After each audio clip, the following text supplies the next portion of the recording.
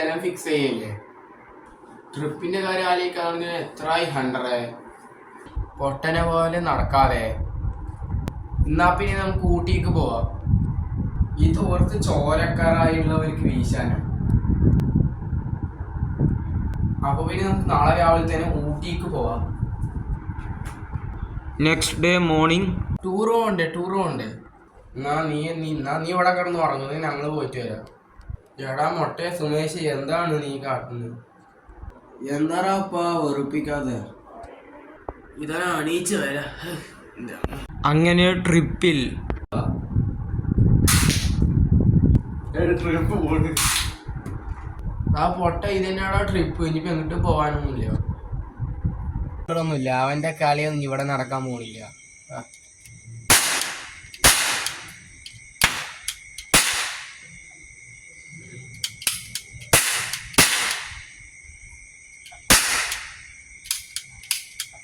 Trip മുങ്ങി.